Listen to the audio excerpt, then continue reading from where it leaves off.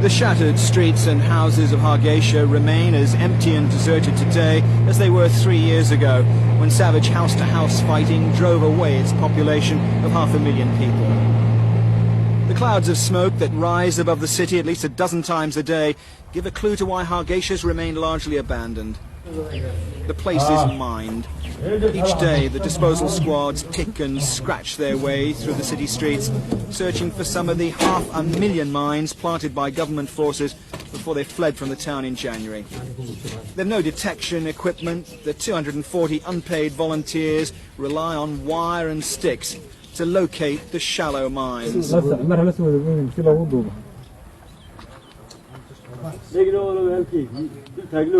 And they rely too on a steady hand to defuse them.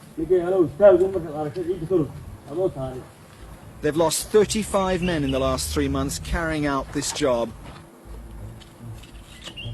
Enough explosives here to blow off a leg, more than enough to kill.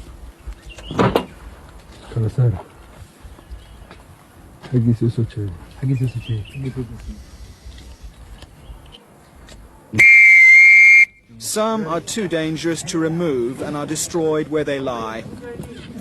Many have been deliberately planted in doorways to target returning refugees from Ethiopia.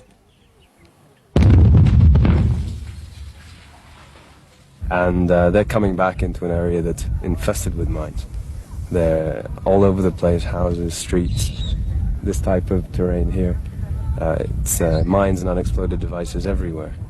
And what we're seeing as we continue with our own work is that the people here, they're ready to get on with their business, their lives.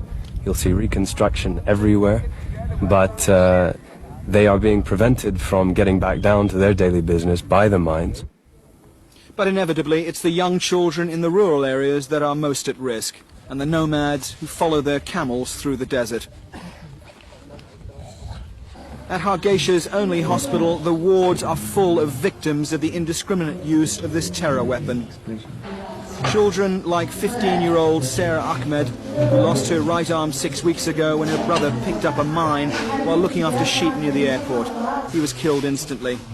The hospital was seeing 4 to 5 cases a day in February. Now it's down to 1 or 2.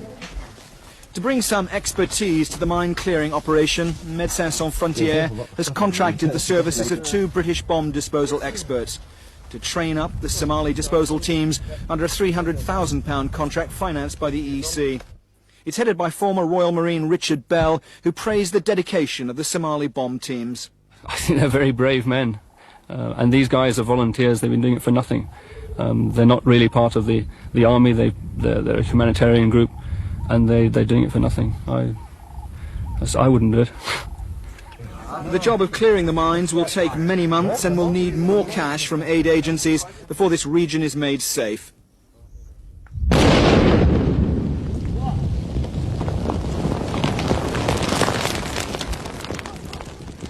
Obtaining international help in lifting and clearing these mines is likely to become the new government's priority. In post-war Somalia, the bomb disposal expert is likely to become more important than the aid worker in encouraging people to return to their homes and their farms. Peter Sharp, ITN, in Hargeisa, Somaliland.